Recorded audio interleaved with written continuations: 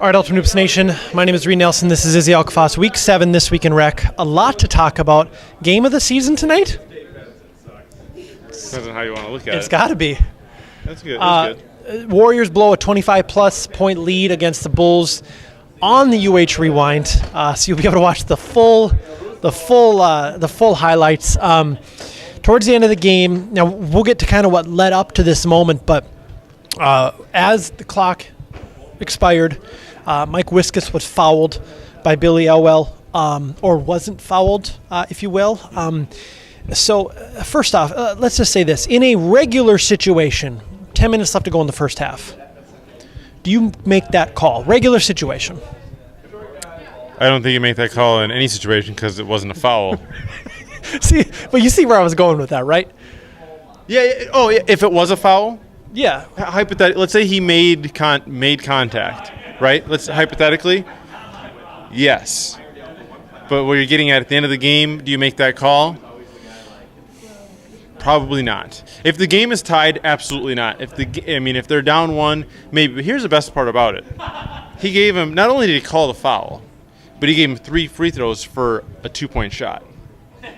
So he got the call wrong, and then gave the wrong amount of free throws on top of it, just to ensure that they lost. Now, I just watched the highlight. I don't believe it was a foul, and I didn't check to see if his foot was behind the line. He was over. It was a 2. Because Mike ended up missing the third free throw.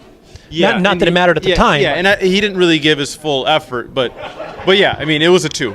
So let's talk a little bit about what led up to that, because you be the judge. Let us know what you think. Obviously, it's running right now, but well, I'll tell you, Hoyle did not want to have anything to do with the end of that game. They were up 4.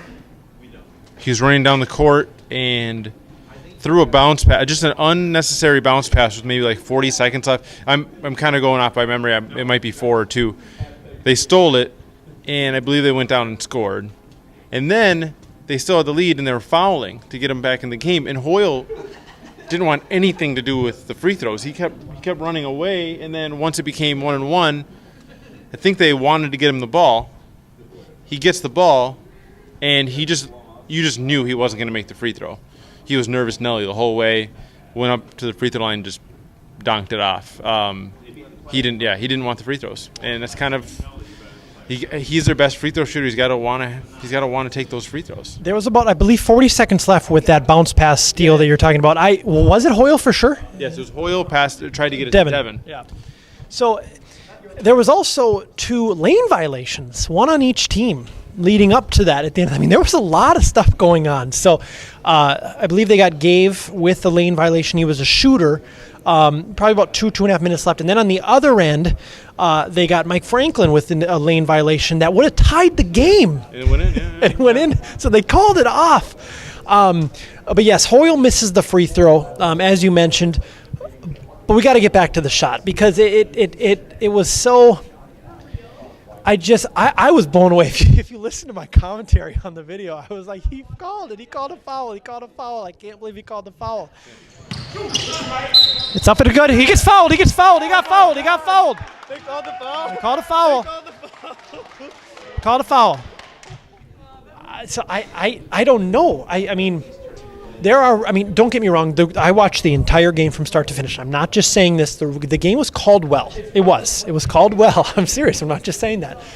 But it was. Do they call it a hero call when you're trying to be the center of attention? I just didn't get it. My question is, we haven't seen Bob Thomas in like 4 years. Oh, come on, not 4 and years. Then he just shows up to this rec rewind and just totally blows the game at the end. And then where has he been? He made the game was they did a great job in the game. The ending call was now But great. where was Bob Thomas for the last 2 years? Our referees have different schedules. They're in and out. They're doing college games. They've got families. This almost seems like a UH setup. Like, just throw Bob in there. He's a scapegoat. Well, it worked out perfectly. Honestly, then, didn't it? He would be investigated for some sort of right? Let me ask you this: was contact even made? Just a light brush.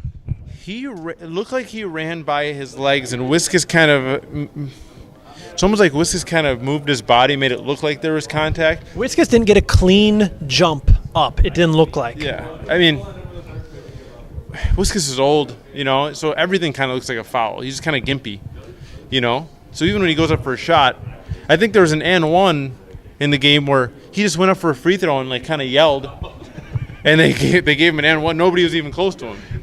I mean, he's kind of like Kobe. He gets a lot of calls from the refs. Yeah, they get a lot of respect. Okay, so for me, it was the game of the season. Really, just an awesome game. So that'll be out on the UH Rewind early next week. So moving on to a few other topics, I want to touch base on what we talked about last week, the forfeits resulting in a forfeiture from the playoffs. Somebody brought this up to me, and I won't mention who it was, but he said, why don't you take away a win? So if a team wins 4 games, they lose 3, and they have a forfeit loss, so they're 4-4, take away one of their wins and make them 3-4 or 3-5. Yeah, okay. Don't eliminate it from the playoffs. That's a little bit of a nuclear option. And who really ever has 2 forfeits? It's rare. So just say, hey, if you have 1 forfeit, you lose 1 win in the win column. Thoughts? I like it. I mean, anything to punish teams that show up with 4, I like. I mean, I'll like we discussed last week, suspending or eliminating teams from playoff contention only turns it into a bad scenario to end the season because those teams are just going to be like, well, I'm just going to stop showing up. So I like this idea of taking away wins, something that we could look into, I think. And this way we can punish them for 1 forfeit, and we don't have to wait for a second one. Sure. So, again, let us know what you think. We didn't get much feedback last week. I'm curious to know what everyone thinks about it. So, before I forget, we had an opportunity to speak with Kevin Chase of the Warriors about the blown lead tonight. So, here's Kevin Chase. We're here with Kevin Chase. So there's a lot of controversy over that final play. Was Mike fouled? Was he not fouled? You saw the replay? Yes, no? Wasn't fouled. Pretty much easiest thing you could see. Billy kept his body in front to make a distraction for him more or less in the shot, but he was easily pulling away. There was at least a good foot between him and Mike. I don't know what the ref was thinking when he made that call, or I don't even know if it was the ref on that same side of the court or the far side that made the call. I think it might have been the far side one. I don't know, but it wasn't the right call to be made. You guys blew a 25-plus point lead. Talk about what happened, I guess.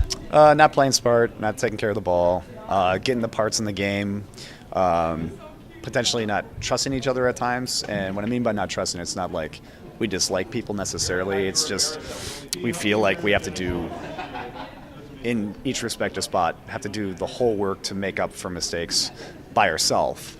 Instead of trusting, like, as a team, we each individually make mistakes, but good teams will weather the storm and fill in the gaps and do what they need to. You turn over the ball, okay, let's go back and let's play defense. Let's get that ball back. Or they get an easy bucket, okay, this is, it happens. Let's tighten down, and we're still trying to work our way through that point. I mean, how do you recover from this? How do you look to the next team? I mean, how do you think your team will, which path are you guys going to go down? Are you going to sputter to the end of the season like you did the end of the game? Or are you going to let this kind of define your season and turn it around? If we want to sputter, then we want to go into the play-in games and probably not get out of the play-in games. That's going to end up happening if we don't man up, own up, and clean the way we play. We're playing the Pigeons next week. In theory, you should be favored, especially with the talent we got. But, you got to come in, you got to play. You got to play your game. Doesn't matter who it is, if it's the worst team in the league or the best team in the league. You got to go in and you got to play your best game and leave your chips on the table there. You can't ever take anything for granted, because I've seen some crazy things happen in this league, and I've actually been probably on the wrong end of those crazy things more often than I should. But, I've been on the good side of them too, so. Well, you guys gave us an entertaining game. To say the least. I kind of want to go back and watch it, but I'm not really masochistic enough to really deal with it because my memory is pretty good. It's great for the league to see comebacks like that. I mean, the thing is with Gino's teams, I've played with Gino for years. I still play with him on Sundays in our little league. If you're playing with Gino, you better be playing your butt off all the time. You're hustling, and if you're behind, you're hustling, and you always got to expect that. They're never going to let up. And whether if they're a great defensive team with the mixture of players he's got or a great offensive team, they're just going to still go out there and bust their butt. And I guess maybe we weren't prepared for it. I don't know, but we should have seen them the fight and dig for it. They're not going to just give up at a half. Never. Well, thank you, sir, and we'll chat with you next week. Sounds good. Thank you. That was Kevin Chase of the Warriors, putting to bed that topic for the night. But again, it'll be talked about for a little while. So I was doing stats actually on this game for off constantly. We'll get to off constantly in a second. Okay, we showed up with 4 guys again tonight. Garland came in the second half, had 5 fouls, but we won't talk about that yet. The Killer Bees, they're buzzing over there. They're buzzing in the ref's ears all night long. Abdi, Calvin, just every time I look over there, I see Calvin doing this. He's got his arms up in the air. Yeah. So you played in that game. What's the story? You know, the interesting thing is Calvin and Abdi need to realize that every single game they play in, out of all the teams that play, those 2 guys complain the most out of anybody I've ever seen in UH. So either A, every single ref hates their guts and refuses to call fouls, or B, they're being irrational. My guess is it's B. Because, there was a play where I stood in front of Abdi the whole way, he pushes off, and then gets mad because I was in his way. It's like, well, I'm supposed to play defense. I'm supposed to beat you to the spot. I think that's the point, Yeah. And so I don't think they realize that those aren't fouls. And Calvin's a whole nother. Calvin takes it not only on the court, but Calvin, after every single game, has a sit down with the refs and is arguing after the fact. That team would be so much better if they just stopped complaining, because they've been good in the past. And I honestly think it takes not only them out of the game, but it takes their teammates out of the game. It's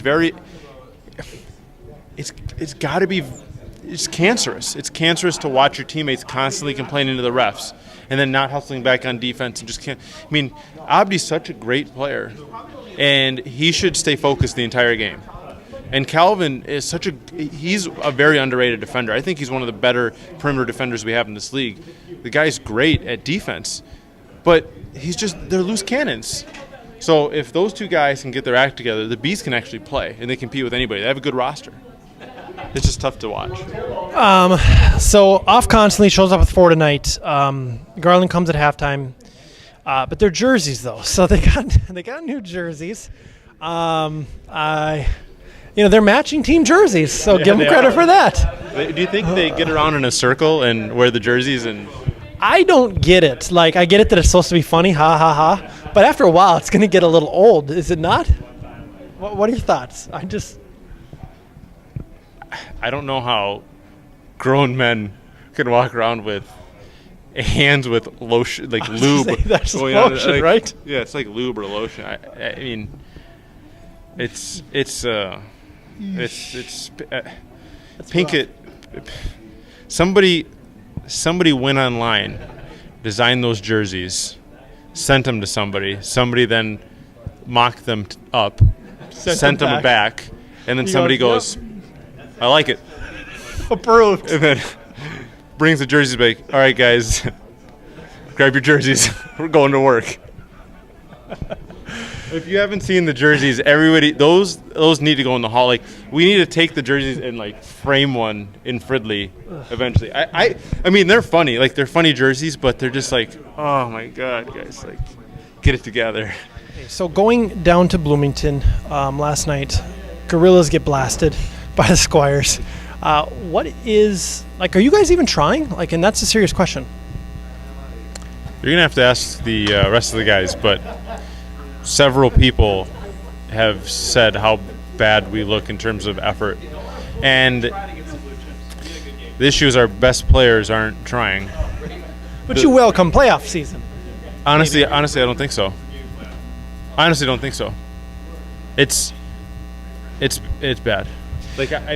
You watched, you saw it. I'm embarrassed. And rightfully so. So Squires, I thought they looked pretty good. They've always been, 5-3, 6-2, solid squad depending on schedule. Is this a squad that could maybe finally make that run potentially to a Final Four, to a championship game?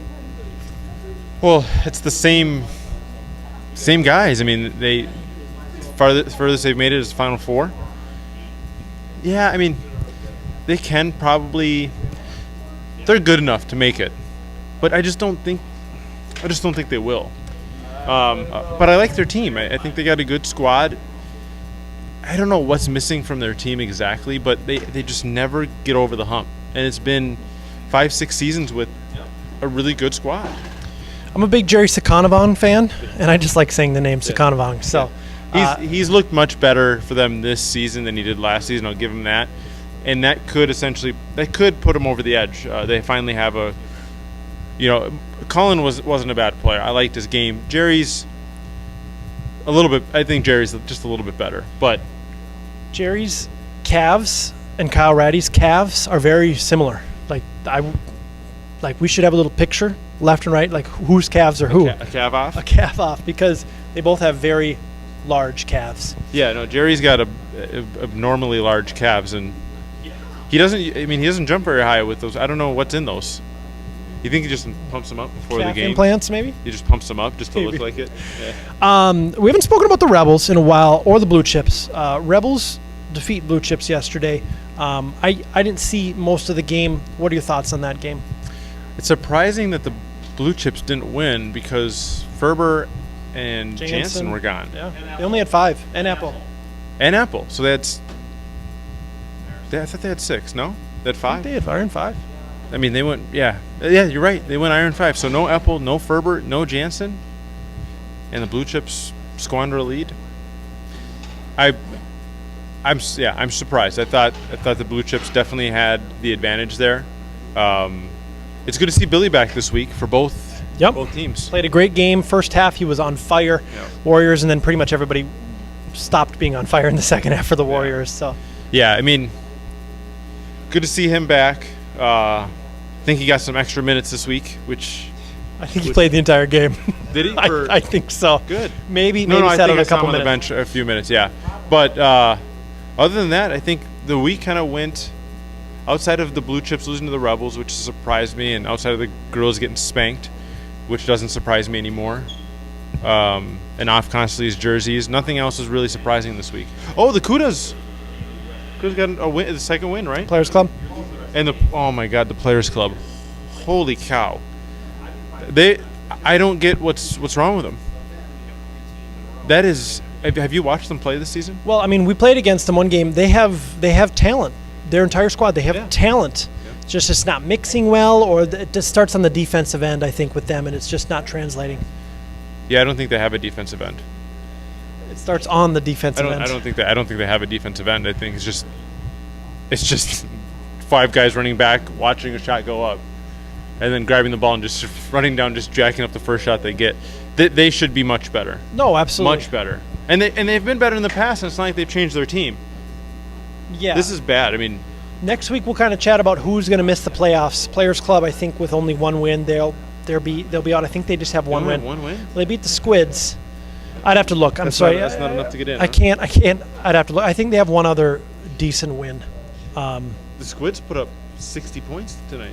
Yeah, it was a 4-on-4 matchup. So the Pigeons took out 3 of their guys. Oh, we showed up with 7 guys tonight on the one night when we only need 4. Well, Greg Wells, great full court pressure tonight by Greg Wells. It was just Greg. So, all right, UH Nation, that's it for this evening. Again, enjoy the UH Rewind coming out early next week. Enjoy the Bulls Warriors highlights. I can't wait for you all to see them. So, talk to you soon.